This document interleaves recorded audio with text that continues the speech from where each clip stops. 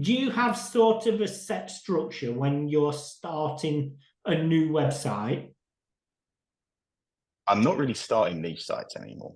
So, and this is what I've tried to keep secret, but I'll say here because it's I'll tell you on this one.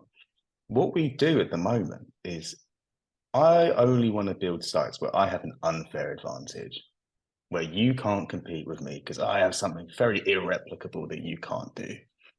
And it can be done, but it requires three-dimensional marketing skills rather than two-dimensional content skills. I don't mean content in a condescending light, but it is just one out of the entire array of marketing skills, right? And so if you can't do social media, if you can't do lead gen, if you can't do paid ads, you might not be able to do as much on the sort of multi-channel site. And so when I'm starting sites, I want an unfair advantage. That may be an engaged community on a newsletter, Facebook group, or an Etsy store is the best one at the moment. And so I'm not trying to start niche sites with a certain structure because the structure has never been less important regarding if you don't fit the club, you're not in the club. And then if you are in the club, traditional on-page H2s, H3s have never been less important. Like, for example, a lot of the really competitive SERPs that I compete in like industrial machinery SERPs, the manufacturers are just ranking for the best terms and they put themselves 1, 2, 3, and 4, and the rest is AI generated.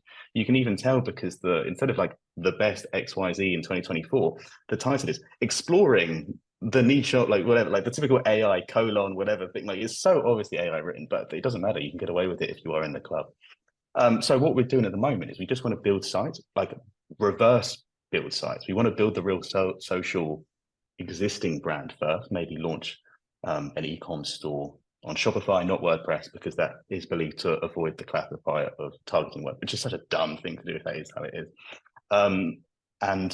Or building Etsy stores that have trust and everything else.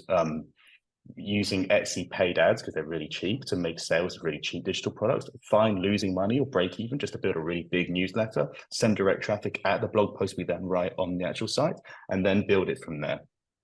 But most people can't do that because they're just used to doing content and they haven't even really developed content skills because they weren't really in the trenches doing those things. And so I feel sorry for those people because you can't delegate your way to $1 million business unless you've been in the trenches long enough to know how to delegate and what good quality looks like to build those systems. And so a lot of people are stuck.